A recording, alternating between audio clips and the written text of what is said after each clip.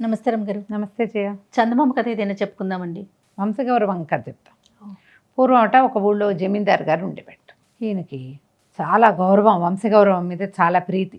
మన కుల ప్రతిష్ట, వంశగౌరవం, మన ఇంటి పేరు నిలబెట్టడం, అలాంటి భావాలు చాలా ఉండేవి. కానీ ఈయన బేసిక్ కొంచెం వెరుబాగులు వాడు పాపం.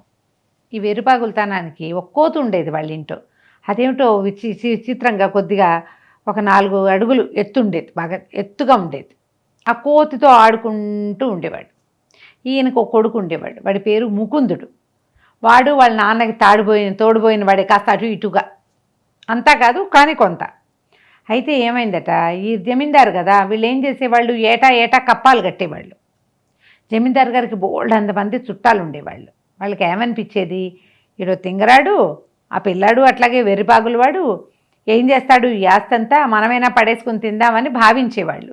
కానీ ఆయన జీవించుండగా, కుర్రాడు ఉండగా ఏం చేస్తారు, అందరూ అనుకుంటూ ఉండేవాళ్ళు, తెలియలేదు వీళ్ళు పొందలేదని. ఈ జమీందారు వాళ్ళు ప్రతి సంవత్సరం రాజుగారికి కప్పాలు కట్టేవాళ్ళు. చుట్టుపక్కల జమీందారులంతా వచ్చి కప్పాలు కట్టడానికి తీసుకుపోయేవాళ్ళు. ఆ వెళ్ళిన క్రమంలో రాజుగారికి ఒక అందగత్తైన కూతురుందని, వయసుకు వచ్చిన పిల్లని, ఆ పిల్లని పెళ్లి చేసుకుంటే రాజుగారికి అల్లుడైపోవచ్చని వీళ్ళ చుట్టాల్లో చెప్పుకున్నారు. ఈ ముకుందుడికి ఎలాగైనా రాజుగారు అమ్మాయిని పెళ్లి చేసేసుకుందాం అలా అనిపించింది. పెళ్లి చేసుకోవాలంటే నువ్వు అనుకుంటే అవుతుందా, అవతల వాళ్ళు అనుకోవద్దు. ఒకనాడు ఏం చేశాడు, రాజుగారి ఇంటికి వెళ్ళి, నేను మీ అమ్మాయిని పెళ్లి చేసుకుందాం అనుకుంటున్నానండి, ముహూర్తాలు పెట్టించండి అన్నాడు. రాజుగారు గుండు మండిపోయింది. ఈ సొంటని బయటికి దోండిరా అని చెప్పాడు. వాళ్ళంతా ఈ సైనికులు వాళ్ళు వీళ్ళు కలిసి వీడిని గెంటేశారు.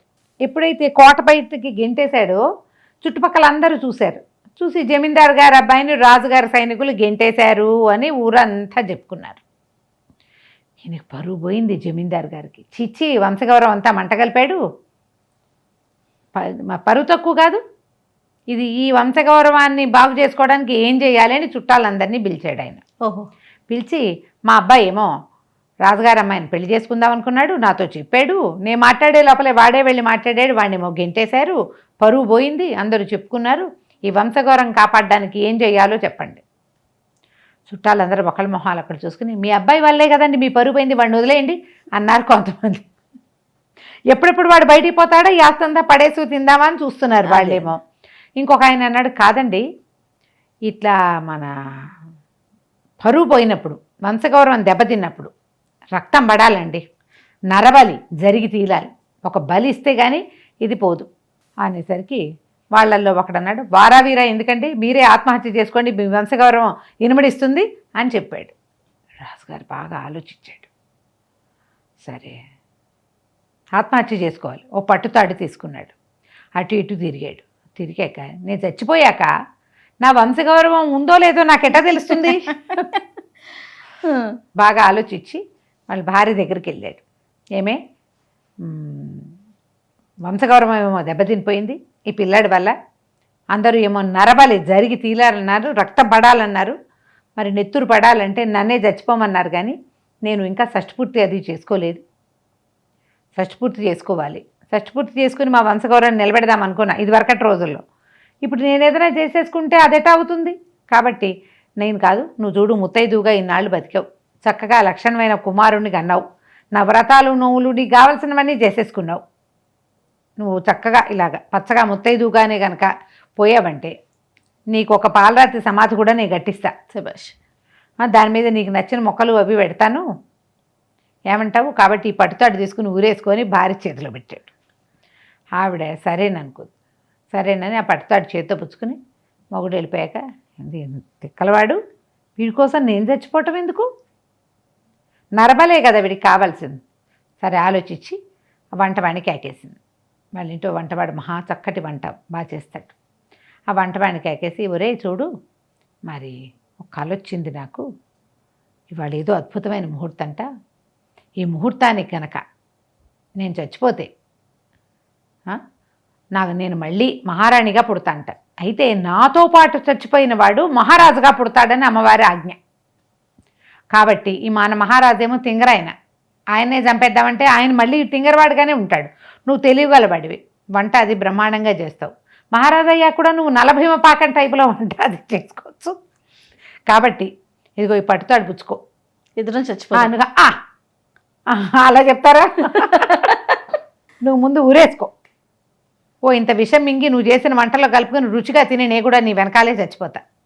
ఇదిగో ఈ తాడు పుచ్చుకో అనగానే వచ్చే జన్మలో ఈవిడ రాణిగా పుట్టితే నేను రాజుగా పుట్టడం అని ఊహించుకోగానే వంటవాడికి సంతోషం రాదా? వస్తుంది. వాడు కూడా ఆనందించాడు. అలాగేననుకున్నాడు. అనుకొని సరే ఆ తాడు పుచ్చుకొని సామాన్ల కొట్టు వైపుకి వెళ్ళాడు. ఈ లోపల ఏమైంది, సామాన్ల కొట్టులో ఏదో మోత వస్తుంది. ఇదేమిటి ఎవరో మోత చేస్తున్నారని చూస్తుంటే ఏమిటి ఒక పెద్ద గోను సంచిలో ఈ రాజుగా జమీందారు కొడుకున్నాడుగా ముకుందుడు బంగారు పాత్రలు వెండి పాత్రలు అన్నీ ఆ సంచికేసి సంచిలో వేస్తున్నాడు. ఏమన్నాడు ఈ వంటవాడు, అబ్బాయి గారు ఏం పనండి ఇది, ఏం చేస్తున్నారు మీరు అన్నాడు. ఒరే నీకు తెలీదురా, అసలే మా పరువు పోయింది. నేను ఈ సామాన్లన్నీ మూటలో కట్టి ఇది మెడకు కట్టుకుని నీళ్ళలోకి దిగి చచ్చిపోదామని భావిస్తున్నాను, అందుకే నేను ఇవి మూట కడుతున్నాను రా అన్నాడు. అనగానే వంటపాడు అన్నాడు, అమ్మయ్య ఇప్పుడు చచ్చిపోక్కర్లేదనుకుని, ఎందుకండి మీ వంశగౌరవం కాపాడడానికి అక్కడెక్కడికో పోయి ఆ నీళ్ళల్లో మునగడం, మీ శవం దొరకపోతే మేము కష్టపడతాము, అట్లా కాదు ఇదిగోండి తాడు, నరబలి జరగాలట అమ్మగారు కూడా చెప్పారు, కాబట్టి ఊరేసుకోండి దీంతో అబ్బాయి గారు అని ఆ తాడు అబ్బాయి గారి చేతిలో పెట్టాడు. ఈ సామాన్లన్నీ మూట కడుతున్నాడుగా, సరే ఇవి బాగా ఆలోచించి అలాగే లేరా ఊరే వేసుకుంటాను, కానీ నువ్వు చూస్తే భయపడతావు, నువ్వు వెళ్ళిపో వంటింట్లోకి పడుకోపోయి, నేను ఊరేసుకుంటాలే అన్నాడు. వంటవాడు అమ్మయ్య బతుకు జీవుడా ఈ పూటకు జావక్కర్లేదని వాడు పోయి వంటింట్లోకి వెళ్ళిపోయాడు. వంటింట్లోకి వెళ్ళాడు. సరే ఏదో జరిగింది ఇక్కడ. ఈ కుర్రాడు ఏం చేశాడు, తెల్లవారింది. తెల్లవారంగానే రాజుగారు జమీందారు గారు నిద్రలేచి చూసుకున్నాడు. పాపం భార్య చచ్చిపోయి ఉంటుంది, ఆవిడ అంత్యక్రియలు అవి ప్లాన్ చేయాలని సాధ్యమైనంత పాత కండువా ఒకటి భుజాన్ని వేసుకుని ముందు సామాన్ల కొట్టు వైపుకి వెళ్దాం అనుకున్నాడు. తర్వాత అసలు అంతఃపురంలో ఉందేమో ఆవిడని ఆవిడ గదిలోకి వెళ్ళాడు. ఆవిడ అప్పుడే మంచం మించి లేచి శ్రీరామ రాసుకుంటుంది చేతిలో. ఆయన నిర్ఘాంతపడి, అదేమిటి నువ్వు చచ్చిపోలేదు, చెప్పాగా నరబలి కావాలనంటే, ఎందుకు చచ్చిపోలేదండి, నేను చచ్చిపోతే ఏమైంది, ఎవరో ఒకళ్ళు నరబలే కదా, మన వంటవాడు ఎంత మంచివాడు అనుకున్నారు, వాడిని ఊరేసుకోరా అంటే అటగేనండి అమ్మగారుని తాడుపుచ్చు పోయాడు, కాబట్టి వాడు చచ్చిపోయింటాడు, పదండి మనం చూద్దామంది. ముందు ఇద్దరు వంటింటి వైపుకి వెళ్ళారు. వాడు లేచి పొయ్యిలో బూడి దులుపుకుని పొయ్యి అలుకుంటున్నాడు. రాణిగారు తలపింది, అదేమిట్రా నువ్వు చచ్చిపోలేదా, నేను నీకు చెప్పే కదా రహస్యం అంది. మీరు రహస్యం చెప్పారు కానివ్వండి, నరబలే కదండి ముఖ్యము, అందుకే కదా నరబలి కోసమే కదా మనం చచ్చిపోదాం అనుకున్నాము. యువరాజా గారు వచ్చారు, అబ్బాయి గారు తను ఊరేసుకుంటానన్నారండి, సామాన్ల కొట్లో ఉండుంటారు, పదండి చూద్దామన్నారు. ఇది ఎప్పటికీ, ఇది తెల్లవారుజామున 5ంటికి. వీళ్ళంతా సామాన్ల కొట్లోకి వెళ్ళారు. సామాన్ల కొట్లో ఏదో పైనుంచి తాడు వేళ్లాడుతూ దానికి ఎవరిదో ఆకారం కనపడింది. తెల్లవారి 5 గంటలకి ఆ కీకారణ్యంలాగా అన్ని సామాన్లు ఉన్న ఆ కొట్లో ఆ వేళ్లాడుతున్నది ఎవరో వీళ్ళెవ్వరికీ బాగా అర్థం కాలేదు. దీపం పట్టుకురా అన్నారు. దీపం పట్టుకు చూస్తే అది ఏమిటో బట్టలు ఉన్నాయి, అది ఏమిటో శవంలాగా ఉంది, అది ఎవరో తెలియలే. ఎవర్రా అనేసరికల్లా అబ్బాయి గారేనండి, ఆయనే ఊరేసుకుంటానన్నాడు వంటవాడు. ఆవిడ కూడా అవునన్నది. చుట్టాలందరూ చేరారు. ముకుందుడే అన్నారు. తీరా ముకుందుడు కాదు, వాడు ఏం చేశాడు, ఊరేసుకుందామని తాడిగట్టాక ఊరేసుకుంటే ఎలా నొప్పిగా ఎలా ఉంటుందో చూద్దామని కోతి వాళ్ళ నాన్న పెంచుకుంటాడు కదా ఒక పెంపుడు కోతి, దాన్ని తీసుకొచ్చి దానికి వేసేసాడు మెడకి.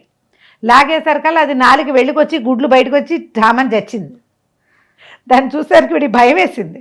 ఓహో చచ్చిపోతే నేను కూడా అందం పోతుంది, కళ్ళు బయటకు వచ్చేస్తాయి, 4 బయటకు వచ్చేస్తుంది, వికారంగా ఉంటుంది, కోతి మొహందే ఇలా ఉంటే నేను ఎలా ఉంటాను. వాడు ఆలోచించుకుని మూట కట్టాడుగా వెండి బంగారు సామాన్లు, అవి భుజాన్ని వేసుకుని వెళ్ళిపోయాడు. ఓహో చుట్టాలందరూ హాహాకారాలు చేశారు, ముకుందుడే ముకుందుడే ముకుందుడే అన్నారు. ఈయన అది కాదు వీడు ముకుందుడు కాదేమో అని అనుభవిస్తుంటే భార్య ఇట్లా అన్నది, నోరు మూసుకోండి మాట్లాడకుండా ఉండండి అని. ఊరుకున్నాడు. ముకుందుడు చచ్చిపోయాడని వెంటనే అంత్యక్రియలు జరిపారు, తర్పణాలు విడిచిపెట్టారు. ముకుందుడి కోసం 15 రోజులు ఏమంటారు సంతాప దినాలు ప్రకటించారు.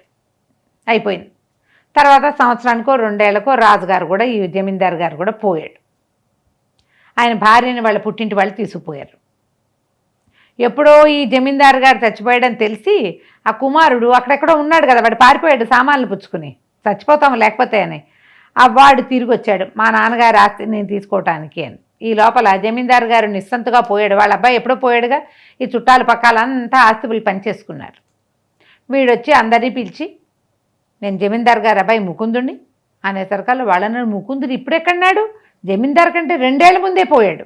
ఆ రోజు వాడి శవాన్ని మేమే దింపాం, మేమే తగలెట్టాం, మేము 12 రోజులు మైలు పట్టాం, తర్పణాలు విడిచిపెట్టాం, కాశీలో పిండ ప్రదానం, బ్రహ్మకపాలంలో పిండ ప్రదానం కూడా చేయించాం. ముకుందుడు ఏనాడో చచ్చిపోయాడు, నువ్వెవడో మొదలు పొమ్మన్నారు. వీడేం చేస్తాడు? ఎందుకంటే మా జనన మరణ చిట్టాల్లో ముకుందుడు చచ్చిపోయాడని ఉంది. ఇక చేసేదేం లేదు, నోరు గట్టిగా మూసుకొని మళ్ళీ పరాయి దేశం వెళ్ళిపోయాడు. ఈ రాజుగారి, ఈ జమీందారు గారి వంశగౌరవం కథ ఈ రకంగా పరిసమాప్తం అయిపోయింది. బాగుంది కదా, కడకంచికి మనం ఇంటికి. తెలివి తక్కువతను. అంతే. నమస్తే. నమస్తే. And for more videos, Please subscribe to iDream. Please subscribe to iDream. Please subscribe iDream. And please subscribe to iDream. For more videos, subscribe to iDream. please like, share, and subscribe to the channel. Congratulations, iDream. Subscribe to iDream. Subscribe to iDream. So subscribe to iDream Media. iDream की iDream team अंदर की huge congratulations. Please subscribe iDream Media. Please subscribe to iDream. Subscribe iDream. Please subscribe to iDream. iDream అంటే నా కళల channel subscribe చేసుకున్నారు, నోరు తిరుగుతలేదు. మీరైతే గంట గుర్తు కొట్టండి. For more such videos, please subscribe to iDream. Subscribe to iDream. Please subscribe to iDream. Please subscribe iDream Media. Please do subscribe to iDream. Please subscribe to iDream Media. For best entertainment and information, please subscribe iDream. And don't forget to subscribe to iDream.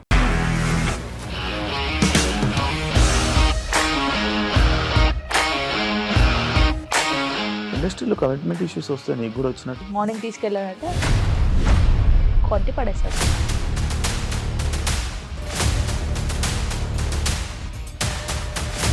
ఒక్కళ్ళు కూడా చూడలేదు ఈ cinema అని చెప్పడానికి కూడా చాలా ధైర్యం కావాలి. అది నిజం కదా, దాంట్లో ధైర్యం ఏంటి? ఇది నెక్స్ట్ డే ప్లేట్ మార్చేస్తే తప్పు కదా. As of now we are comfortable this అని నేను అనుకుంటున్నాను. రష్మిక గారిది మీది ఒకే ఊరు అంట కదా?